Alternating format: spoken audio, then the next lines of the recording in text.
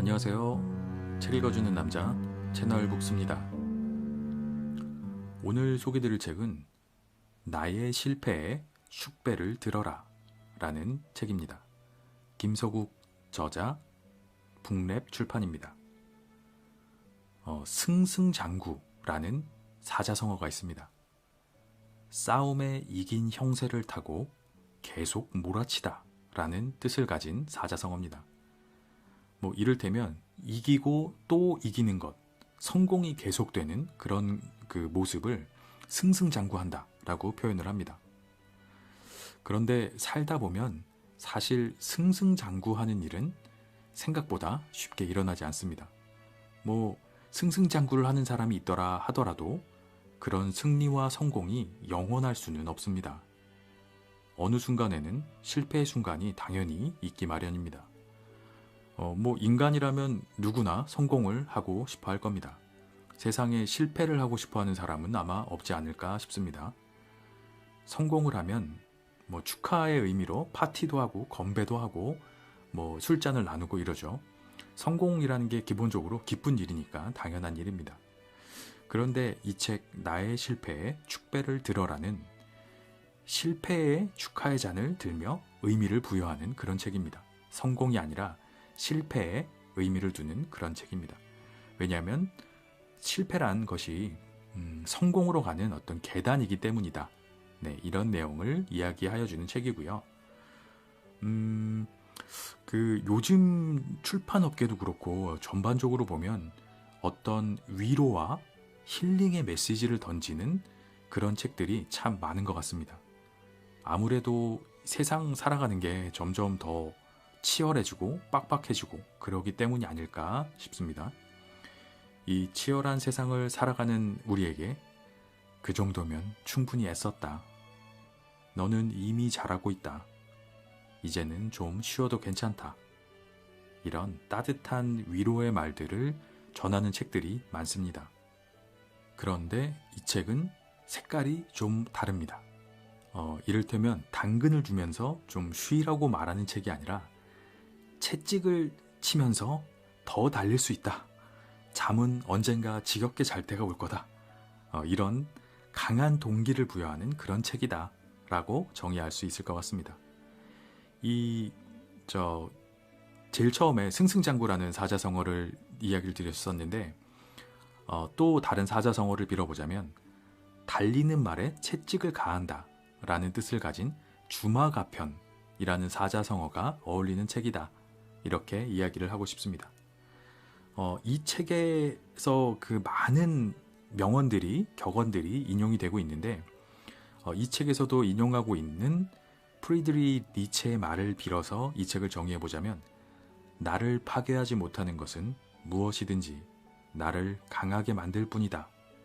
이런 메시지를 주는 책이다 라고 이야기를 하고 싶습니다.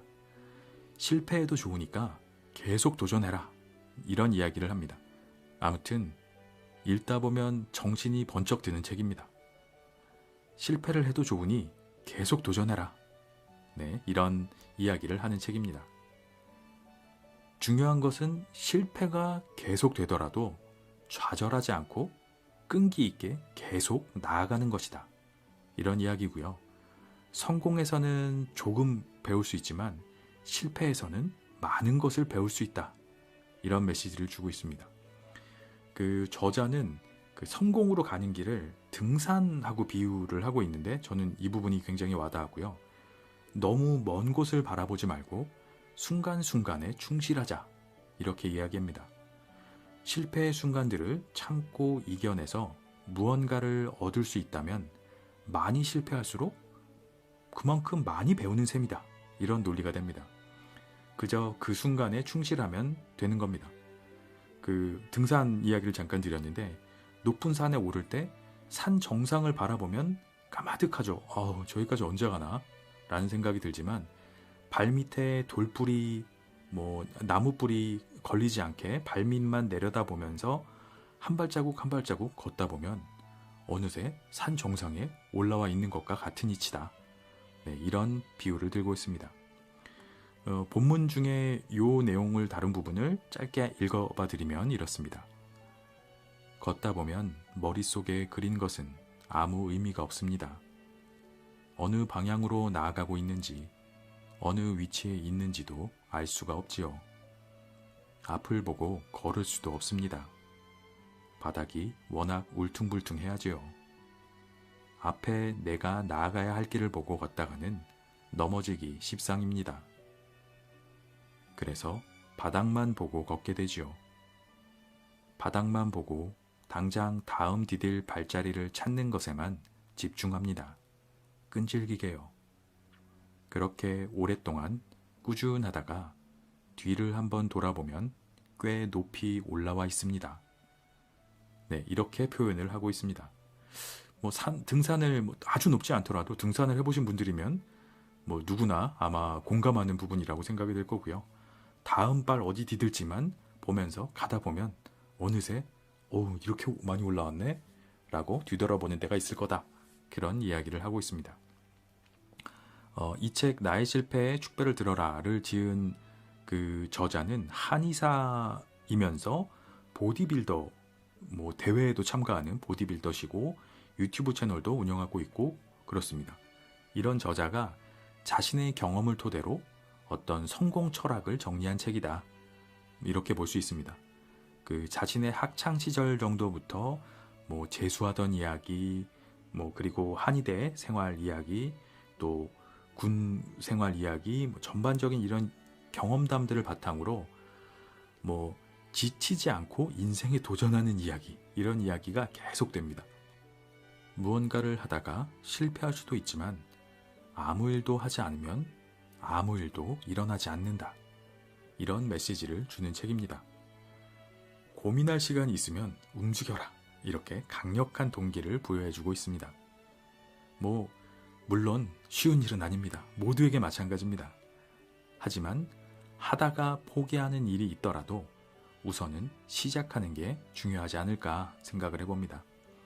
그리고 일단 시작을 했으면 아까 그 등산 이야기처럼 한 걸음 한 걸음만 신경 쓰며 계속 나아가는, 그게 중요한 것 같습니다. 그러다가 넘어지기도 하고 너무 힘들면 잠깐 멈춰서기도 하겠지만 또 다시 묵묵히 딱 한 걸음씩만 뚝심 있게 나아가면 된다. 그런 이야기고요. 그러면은 그런 실패의 경험들이 어느새 쌓여가지고 성공의 목적지에 다다르게 된다. 네, 그런 이야기를 하고 있습니다. 안 될 거라는 생각만 버리면 누구나 할 수 있는 일이다. 이 책은 이렇게 말하고 있습니다. 어떤 그 꼭지의 제목으로 쓰고 있기도 한데, 생활의 생각을 길들이지 말고 생각의 생활을 길들이라, 이렇게 이야기를 하고 있습니다. 짧게 이 부분을 좀 읽어봐 드리면 이렇습니다. 생각하는 대로 사는 습관을 길러야 합니다. 머리로는 더 열심히, 더 잘, 더 발전적으로 실천하려고 합니다. 머리로 떠올린 것을 직접 실천에 옮기며 살아야 합니다. 그렇게 해야만 우리는 진정으로 자유로워질 수 있습니다. 반대로 내가 지금 상황에 익숙해지고 정체되어 버린다면 변화를 생각할 수 없고 발전을 생각할 수 없습니다. 이렇게 이야기하고 있습니다. 할 수 있다고 믿는 사람은 그렇게 되고 할 수 없다고 믿는 사람 역시 그렇게 된다. 이런 말이 있습니다. 삶이란 것이 원래 실패의 연속입니다. 이번에는 꼭 다이어트를 성공하겠다. 그리고 결의를 다져봐도 어느새 야식을 먹고 있고, 올해는 꼭 영어 공부를 어떻게든 해내겠다 다짐을 해도 보통은 작심삼일이 돼서 다음에 또 새 계획을 세우곤 하죠. 그런데 중요한 것은 실패에 굴복하지 않는 마음인 것 같습니다. 요즘 유행하는 말로 중꺾마라고 하죠. 중요한 건 꺾이지 않는 마음, 이런 표현이라고 하는데, 이 책은 실패에 축배를 들라 이야기를 하고 있습니다. 동일한 내용인 것 같습니다. 꺾이지 않는 마음, 실패에도 축배를 들고 또 나아가라. 결국 이 실패들을 딛고 일어서면 그 끝에는 달콤한 성공이 기다리고 있다. 이런 이야기를 하고 있습니다.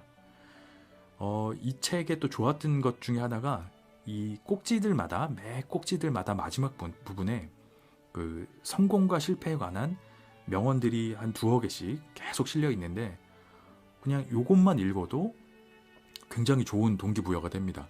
책의 내용과 시너지를 이루는 것 같은데 그 책을 읽어가면서 중간중간에 이런 명언들을 읽으면 이 책이 주는 메시지가 훨씬 더 잘 다가오고 이 명언들도 더 잘 와닿고 그런 것 같습니다. 기억에 남는 명언을 몇 가지 인용해 보면 넘어진 것은 당신 잘못이 아닐 수 있다. 그러나 일어나지 않는 것은 당신의 잘못이다. 이런 것도 있었고요. 아니면 벽을 내려치느라 시간을 낭비하지 마라.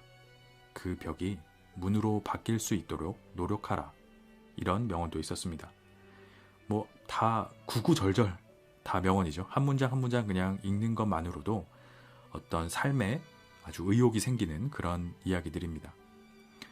이 책은 이런 식으로 쭉 전개가 돼서 제일 마지막에 사무엘 베게트의 명언으로 마치고 있는데 저는 이 한 문장이 이 책 전체가 주는 메시지를 다 담고 있다.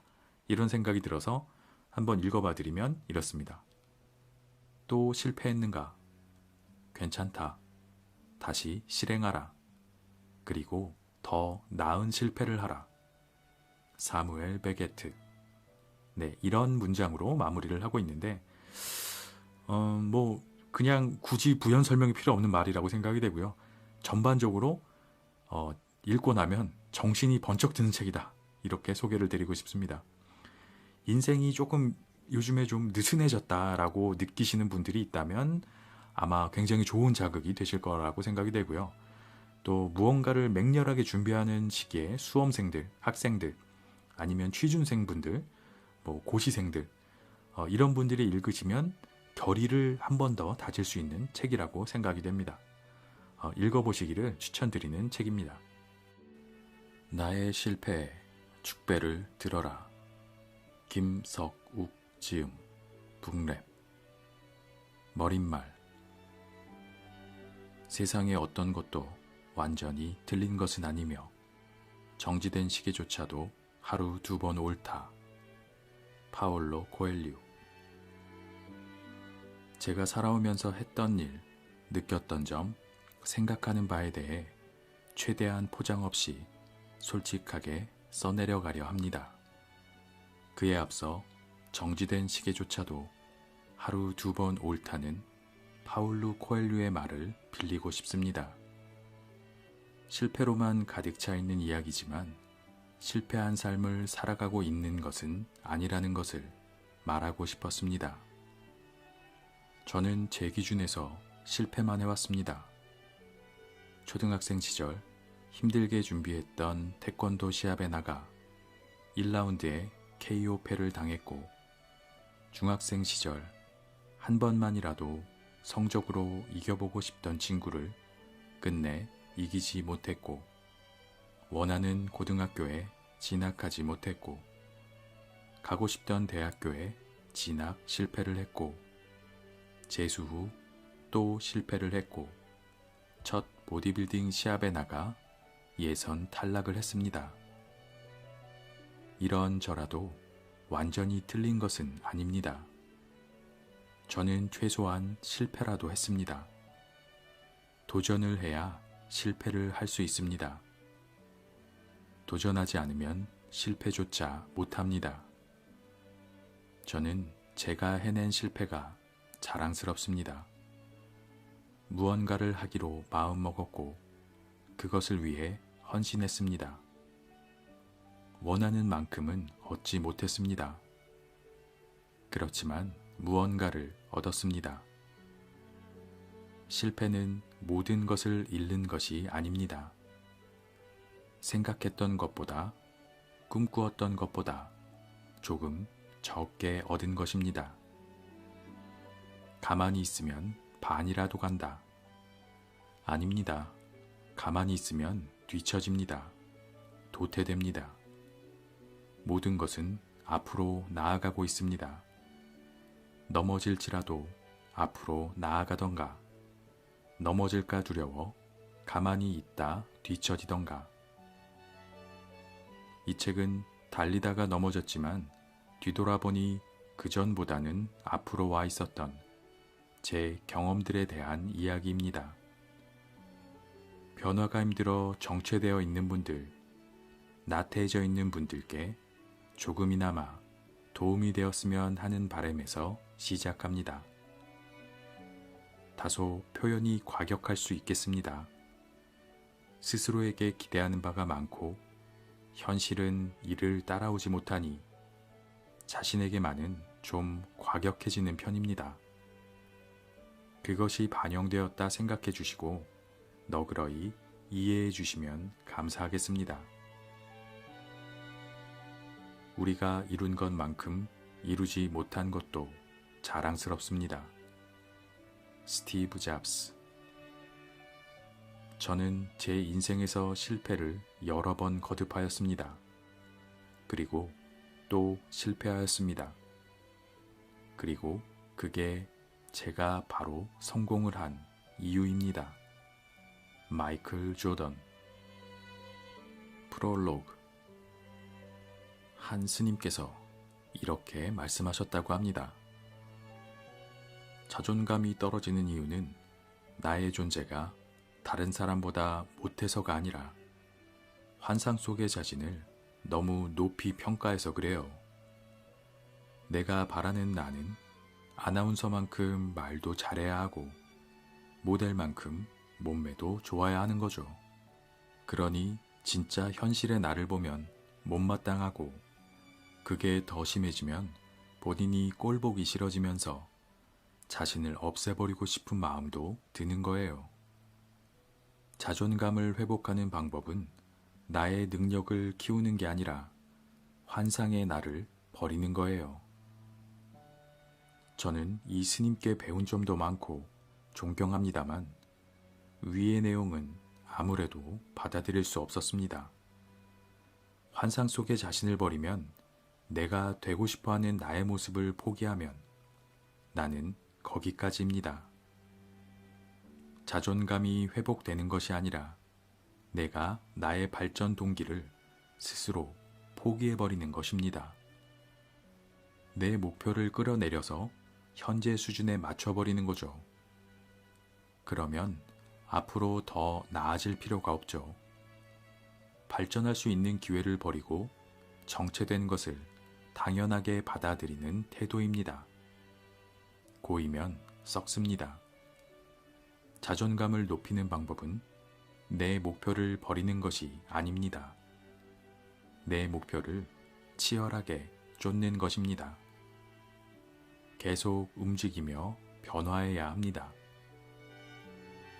저는 왜 어째서 삶의 이유를 마음의 평안에서 찾으려 하는지 도통 모르겠습니다. 자존감은 내 목표를 포기할 때 얻어지는 것이 아닙니다. 현재에 안주할 때 얻어지는 것이 아니란 말입니다. 그 반대로 스스로의 발전과 고양의 치열한 과정 속에서 얻어지는 것입니다. 목표를 향해 나아가면 물론 실패합니다. 그런데 실패는 잃는 것이 아니라 내가 생각했던 것보다 조금 덜 얻는 것입니다.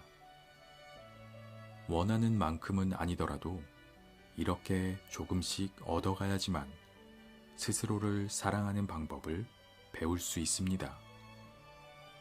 별로인 나를 있는 그대로 사랑하는 법을 배우려 하지 마시고 별로지만 노력하고 변화하려는 나를 사랑하는 법을 배우셔야 합니다.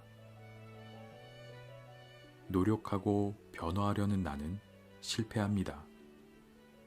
그 실패가 뿌듯하고 기특할 때가 있습니다. 그 순간이 내 자존감이 높아지는 순간입니다. 실패에서부터 성공을 만들어내라. 좌절과 실패는 성공으로 가는 가장 확실한 디딤돌이다. 데일 카네기. 승리하면 조금 배울 수 있고 패배하면 모든 것을 배울 수 있다. 크리스티 매튜슨.